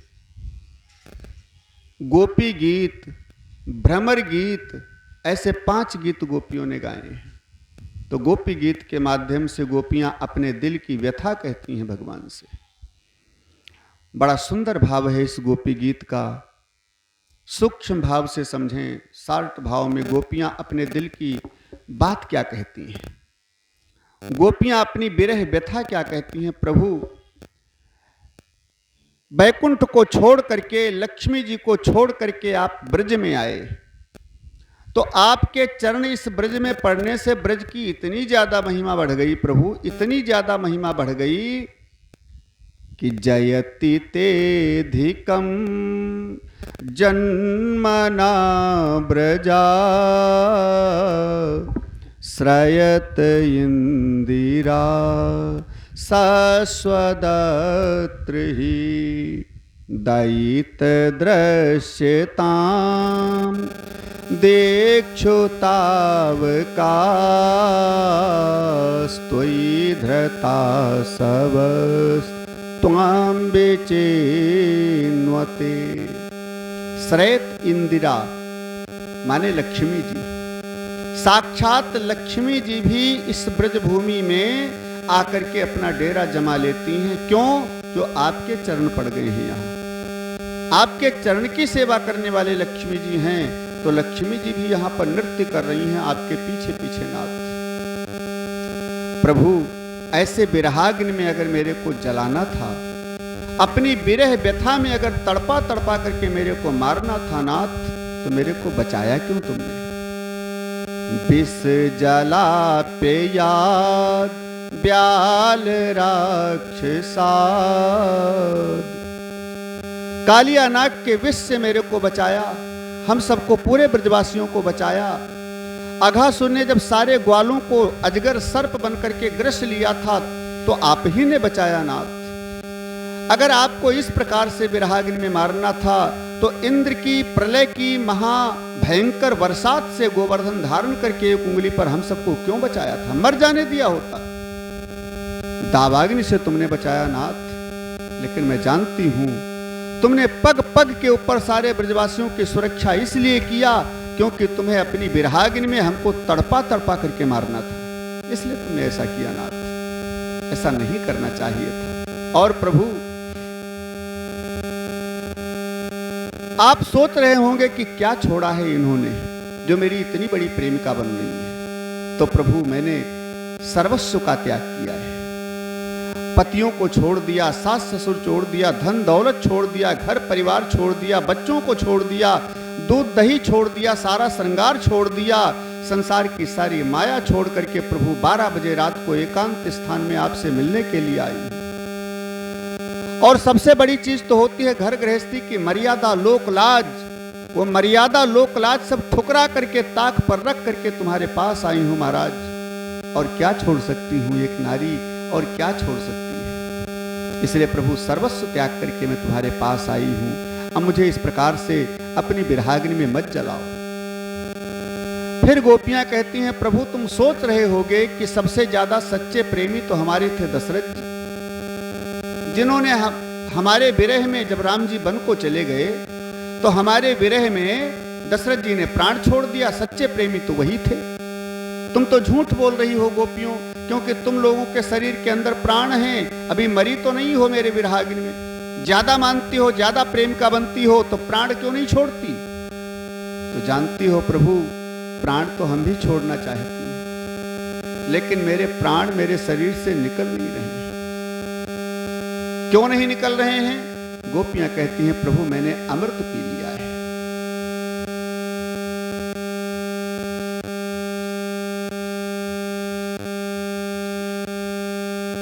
मैंने अमृत का पान कर लिया है। तव कथामृतम तप्त जीवनम कविभिरीडितम कल्मषापहम श्रवण मंगलम श्रीमदाततम भुवि गृह्णन्ति ते भूरिदा जना। तव कथामृतम, मैंने आपकी कथा का अमृत पी लिया है। और जिसने प्रेम से कथा का अमृत पी लिया प्रभु, वो मरना चाहे तो भी नहीं मर सकता है। समझें कैसे? जब श्री हनुमान जी जानकी जी की सुधि लेकर के राम जी के पास आए तो राम जी ने हनुमान जी से कहा, हनुमान जानकी जी हमसे इतना प्रेम करती हैं कि हमारी विरहाग्नि में वो जीवित नहीं होंगी, मेरे विरह में तड़प करके मर गई होंगी अब तक। हनुमान जी ने कहा प्रभु मरी तो नहीं है, लेकिन मरना चाहती है। मरना चाहती हैं लेकिन प्राण उनके इतनी बंदिश में हैं, निकलना चाहते हैं शरीर से लेकिन निकल नहीं पा रहे हैं, इतनी बंदिश में है। और कितना सुंदर वर्णन करते हैं श्री हनुमान जी प्रभु।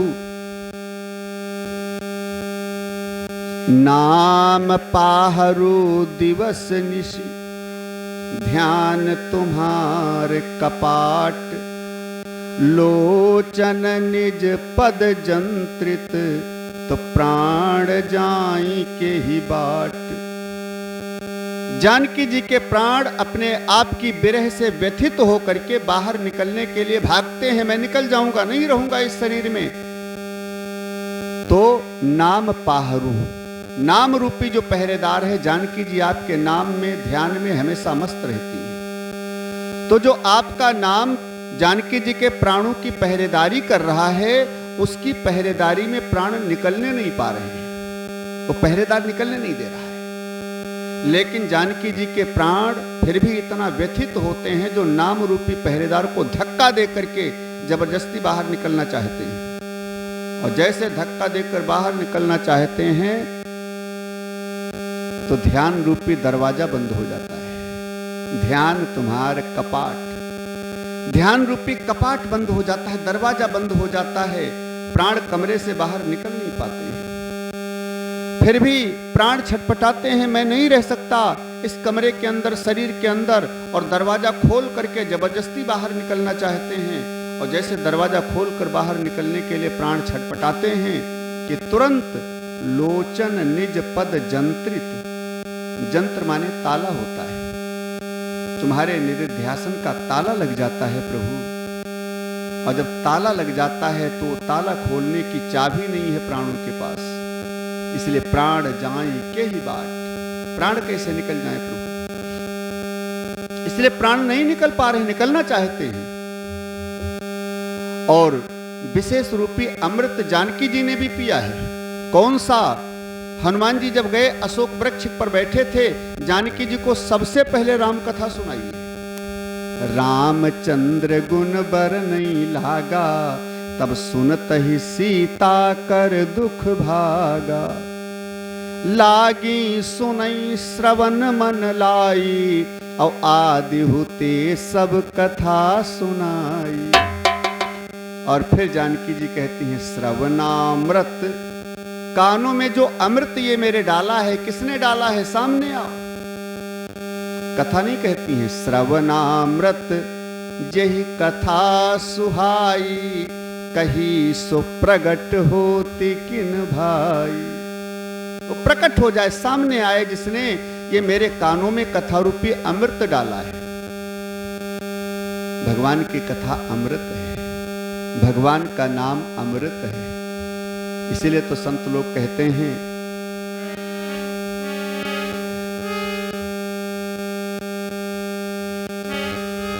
कि अमृत है हरि नाम जगत में, अमृत है हरि नाम जगत में। इसे छोड़ विषय विष पीना क्या, हरि नाम नहीं तो जीना क्या, हरि नाम नहीं तो जीना क्या।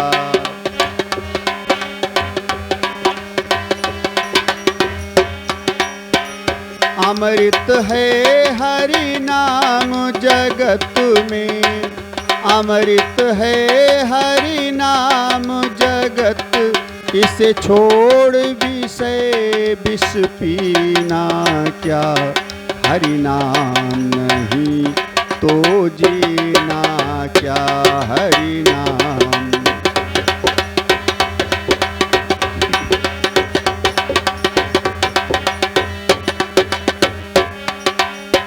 भूषण से सब अंग सजावे, जिह्वा पर हरि नाम न आवे।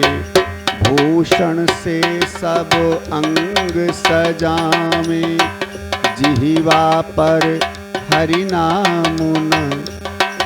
संत कहते हैं जो ये आभूषण और जेवर पहनते हो, नथनी है, अंगूठी है, बाजूबंद है, कंगन है, मरने के बाद लाश बाद में जलाई जाएगी, सब निकाल लिया जाएगा, कुछ भी नहीं बचेगा। एक माताजी दांत में सोना लगाए थी, जब मरी तो बहू ने दांत तोड़ करके सोना निकाल लिया, फिर जलाई गई। सब निकाल लिया जाएगा, लेकिन जिह्वा अगर भगवान के नाम से सजा लिया, कानों को अगर सत्संग से सजा लिया, तो ये आभूषण कोई नहीं निकाल सकता, न कोई छीन सकता है। भगवान का नाम और जो सत्संग किया है, कानों से कथा सुनी है, कथा रूपी अमृत पिया है, ये तुम्हारे साथ जाएगा, कोई नहीं छीनने वाला। भूषण से सब अंग सजावे, जिह्वा पर हरि नाम न आवे। और देह पड़ी रह जाए यहीं फिर, देह पड़ी रह जाए यहीं फिर, कुंडल और नगीना क्या, हरि नाम नहीं तो जीना क्या, हरि नाम नहीं तो जीना क्या।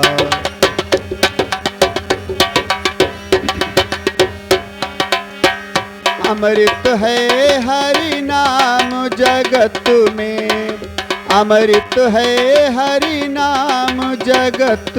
इसे छोड़ विषय विष पीना क्या, हरि नाम नहीं तो जीना क्या, हरि नाम नहीं तो।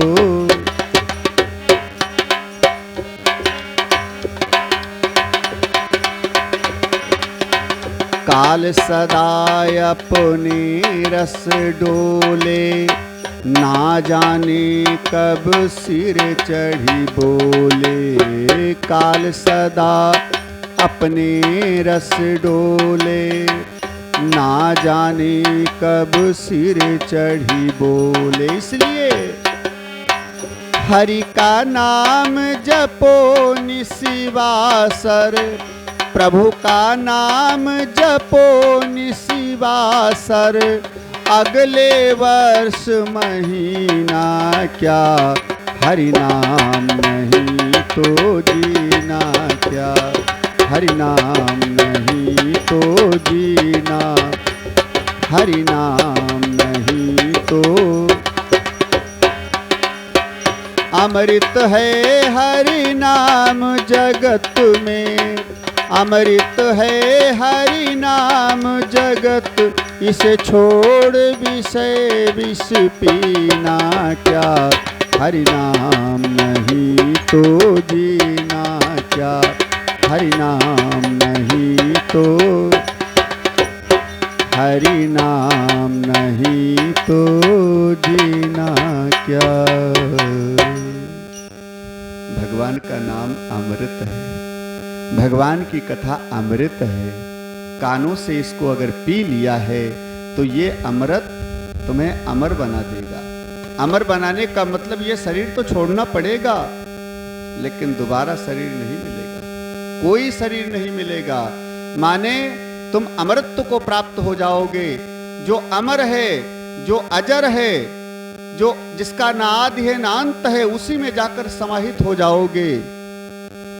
जो वो है वही तुम बन जाओगे, अमरत्व को प्राप्त हो जाओगे। इसलिए गोपियां कहती हैं, प्रभु तव कथामृतम तप्त जीवनम। मास्टर साहब आगे चाहिए, बैठ जाओ, वहां धूप आ रही है थोड़ी। यहाँ आगे आ जाओ, वहां धूप आ रही है।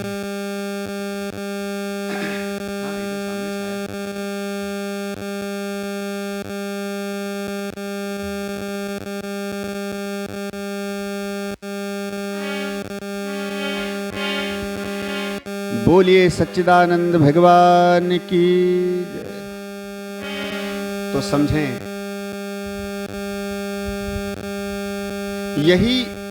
यही बिल्कुल अनुवाद तुलसीदास जी रामचरितमानस में करते हैं। मन करी विषय बिरह बन जरही, अहो ये सुखी जो यही सर परई। ये मन रूपी विषय की अग्नि में मन रूपी हाथी जल रहा है। और जब जंगल में दावाग लगती है, क्योंकि संसार रूपी जंगल में विषय की आग लगी हुई है, जगह जगह पर आग लगी हुई है।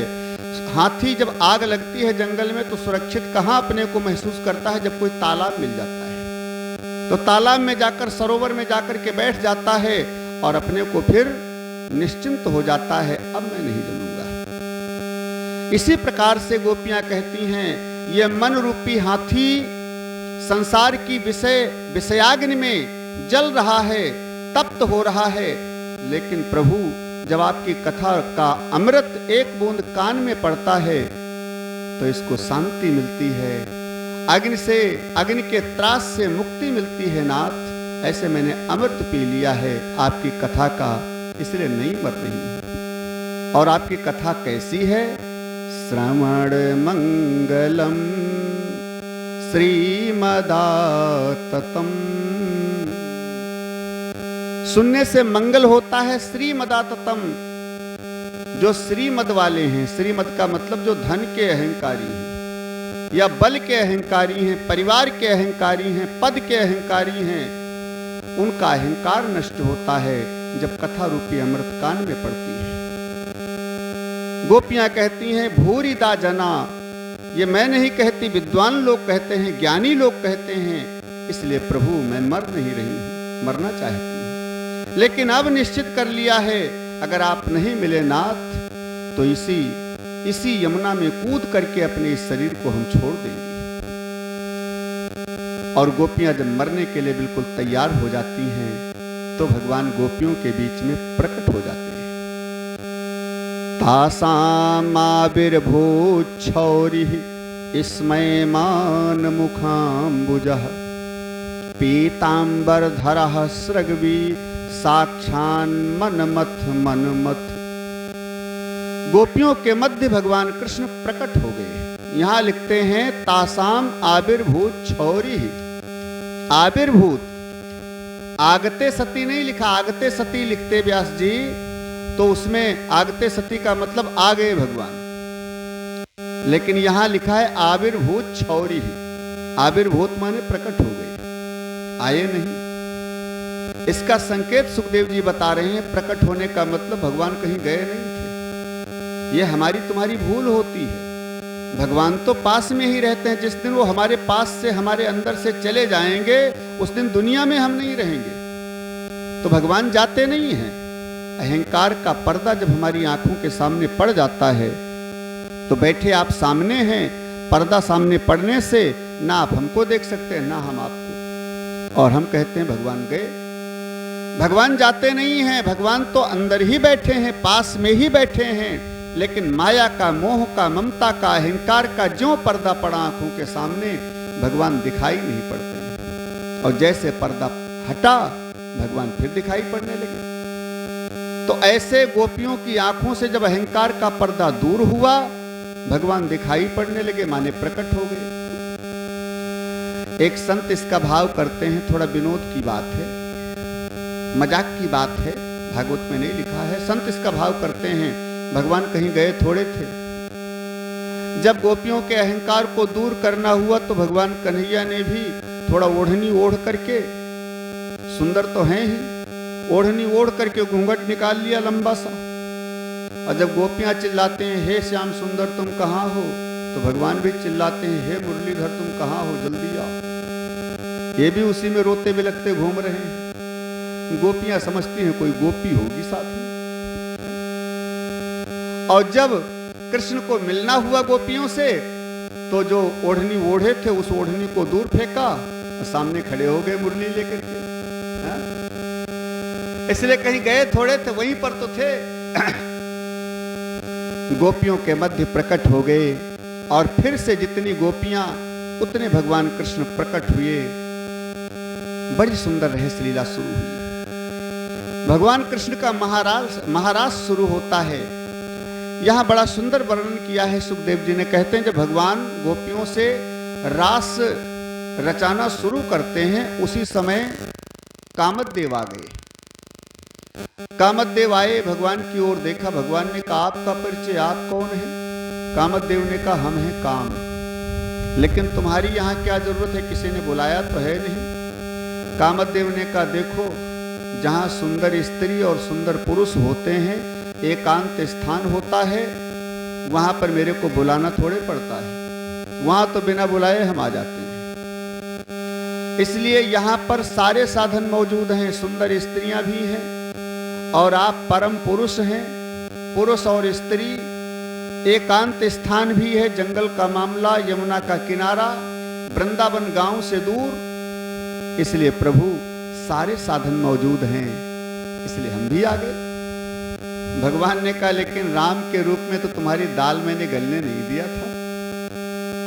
कामदेव ने कहा प्रभु तब तुमने अखंड मर्यादा का पालन किया था, इसलिए मेरी दाल नहीं गली थी। लेकिन अब की बार तुम लीलाधारी बनकर के आए हो, तुम सुंदर सुंदर नारियों के साथ रहस्य रचाओगे, गलबहियां डाल करके नाचोगे, ठुमका लगाओगे, और हमारे तो बाण चलेंगे तुम्हारे ऊपर। भगवान ने कहा लेकिन शंकर जी के रूप में तो जला दिया था तुमको मैंने। अरे शिव जी कोई दूसरे थोड़े हैं, हम ही तो हैं। नाम केवल अलग है, शरीर अलग है केवल नाम के अनुसार, बाकी चीज सब एक ही है। शंकर जी और हम कोई दो थोड़े हैं। तो शंकर जी के रूप में तो जला दिया था, तुमको पता नहीं। कामदेव ने कहा देखो प्रभु, योगियों के पास में जाता हूं तो जलना पड़ता है मेरे को, लेकिन अब की बार तुम कृष्ण के रूप में आए हो, तुम ठुमका लगाओ और हमारे बाण चलेंगे। भगवान ने कहा ठीक है कामदेव, इस लीला में तुमको अनोखे तरीके से जीतने का मेरा विचार है, चलाओ अपने बाण और मैं भी तुमको जीतूंगा। तो यहां सुखदेव जी कहते हैं कि कामदेव ने अपने बाण चलाना शुरू किया। कामदेव ने अपनी सारी माया दिखाई, 5 बाण काम के, 5 बाण चलाए कृष्ण के ऊपर, लेकिन यहां काम को तो उल्टा लटका दिया है भगवान कन्हैया ने। पुरुष एक पुरुषोत्तम, बाकी सब ब्रज की नारी हैं। काम कला के, काम क्रीड़ा के सारे साधन भी मौजूद हैं, लेकिन यहां पर काम का प्रवेश नहीं है, काम का लेश मात्र भी प्रवेश नहीं है, काम को उल्टा लटका दिया है। सुखदेव जी कहते हैं भागवत के अंदर जो है रहस्य लीला के 5 अध्याय हैं, इन 5 अध्यायों का नित्य जो पाठ करता है उसके अंदर बैठा हुआ काम मर जाता है। तो जिस लीला का पाठ करने से, जिस अध्याय का पाठ करने से अंदर बैठा काम मरता हो, वो काम लीला नहीं हो सकती। ये गोपियों की इच्छा पूर्ण करने के लिए भगवान ने ऐसा नाटक किया है, किसके साथ? अपने ही स्वरूप के साथ। जो पीछे सुन चुके हैं, भी ब्रह्मा जी को दिखा दिया मैं कृष्ण और कृष्ण के साथ लीला कर रहा हूं, गोपी भी कृष्ण है, सारा संसार ईश्वर में है। इसलिए भगवान अपने ही स्वरूप के साथ क्रीड़ा कर रहे हैं। ये कामलीला कैसे हो सकती है? हम आप जो उंगली उठाते हैं, ये भक्ति को प्रदूषित करना है। ऐसे भगवान ने रहस्य लीला किया। यहां कहते हैं नारद जी भी आए, लेकिन 2 कुंड की व्यवस्था किया है कन्हैया ने। एक राधा जी ने बनाया है राधा कुंड, जो भी देवता ऋषि मुनि पुरुष कोई रहस्य लीला देखने आवे, राधा कुंड में स्नान करे, नारी के शरीर में बदल जाए, फिर नारी का श्रृंगार करके अंदर आ जाए, भगवान के साथ रहस्य लीला करे, और जब बाहर निकले तो कृष्ण कुंड में नहा ले, फिर से पुरुष बन जाए और वापस चला जाए। ऐसी व्यवस्था किया है। नारद जी और अन्य गोपी श्रेणी की भक्ति वाले संत लोग आते हैं भगवान की रहस्य लीला में प्रवेश करने के लिए। सब राधा कुंड में नहाकर नारी बन जाते हैं, अंदर जाते हैं। भगवान शिव भी आए लहंगा फरिया पहन करके, और जब रहस्य मंडप के अंदर पहुंचे, सब गोपियां तो पहचान नहीं पाई, सोचा कोई गोपी आई होगी है? लेकिन भगवान ने देखा तो मुस्कुराए, ओहो मेरे गोपेश्वर भगवान है? गोपेश्वर भगवान शिव आ गए। भगवान कृष्ण पहचान गए और बोले जय हो गोपेश्वर महादेव की, बोलिए गोपेश्वर महादेव की। वृंदावन में भगवान शिव का बड़ा अजीब स्वरूप है। वृंदावन में गोपेश्वर भगवान प्रसिद्ध हैं। गोपेश्वर भगवान शिव स्त्री के रूप में, स्त्री के वेश में वृंदावन में ही निवास करते हैं। ये 200 मुद्राएं राम लखन जी की तरफ से, राम लखन पाल जी की तरफ से भागवत भगवान के चरणों में समर्पित हो रही हैं। भागवत भगवान कल्याण करे, कृपा बनाए रहे। बोलिए सद्गुरुदेव भगवान की जय हो। तो यहां इतना समझ लें, ब्रह्म और जीव की ये लीला है, इसलिए इसमें किसी प्रकार की गंदगी नहीं है। इस लीला में पूर्ण सात्विकी और पूर्ण सुंदर लीला है। बस 10-15 मिनट और, ज्यादा से नहीं। 10-15 मिनट के बाद आरती प्रसाद लेकर समझते हैं, तो समझें। बस केवल इसका थोड़ा रहस्य समझ लें 10 मिनट में। यहां रहस्य लीला संपन्न हुई, 6 महीने तक रहस्य लीला हुई। वो 6 महीना हमारे तुम्हारे नहीं, ब्रह्मा जी के 6 महीना। ब्रह्मा जी की 6 महीने की ब्रह्मरात्रियों का भगवान ने आमंत्रण किया है। इतनी बड़ी रात हो गई, जो जिस करवट सो रहा था उसी करवट सोता रह गया। भगवान की माया से किसी को यह नहीं पता चला कि कितनी बड़ी रात हुई है। ऐसे शुद्ध सात्विक क्रीड़ा भगवान ने किया। यहां परीक्षित जी ने एक प्रश्न किया श्री सुखदेव जी से, गुरुदेव एक बात मेरी समझ में नहीं आई। क्या? संस्थापनाय धर्मस्य प्रशमाय तरस्य चा अवतीर्णो ही भगवान अंशेन जगदीश्वरः। भगवान का अवतार धर्म की स्थापना के लिए हुआ है, लेकिन प्रभु जो ये काम कर रहे हैं ये किसी धर्म संस्थापक के नहीं हो सकते।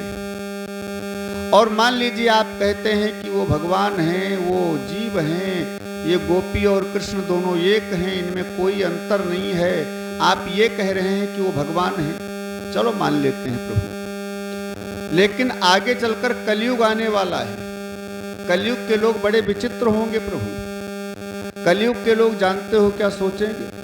कलयुग के लोग सोचेंगे कि वो भगवान थे साक्षात, तो हम भी तो उनका अंश हैं। ईश्वर अंश जीव अविनाशी, उनमें ज्यादा है भगवान का तत्व, हमारे में थोड़ा है, हम उनका अंश हैं। तो उन्होंने लाखों गोपियों के साथ नृत्य किया, रहस्य किया, और हम छोटा सा अंश हैं, तो क्या हम 2-4 के साथ नहीं कर सकते? अरे हम भी तो भगवान का अंश हैं, जो वो हैं वही हम हैं, अंतर क्या है? इसलिए प्रभु कलयुग के लोग इसको सुन करके और फिर वो भी अनैतिक कृत्य करना शुरू करेंगे। नाथ सुखदेव जी ने कहा, परीक्षित अगर लोग करेंगे तो उनको दोष लगेगा। अच्छा, भगवान को दोष नहीं लगता ना? क्यों? इसका मतलब क्या है? भगवान को दोष क्यों नहीं लगता है, लोगों को दोष क्यों लगेगा, जबकि ईश्वर का अंश सबके अंदर है? सुखदेव जी कहते हैं, समझो, एक कटोरी गंगा जल लेकर के आओ, आंगन में रख दो, और कोई कुत्ता आकर के या कोई सुअर आकर के उस कटोरी के गंगा जल में मुंह डाल दे, अपना मुंह डाल दे, और फिर तुमसे कहा जाए इसको पियो, तो पियोगे? कोई नहीं पिएगा उसको, क्योंकि कुत्ता ने मुंह डाल दिया उसमें, सुअर ने मुंह डाल दिया उसमें, वो दूषित हो गया, कोई नहीं पिएगा, जबकि है गंगा जल कटोरी में।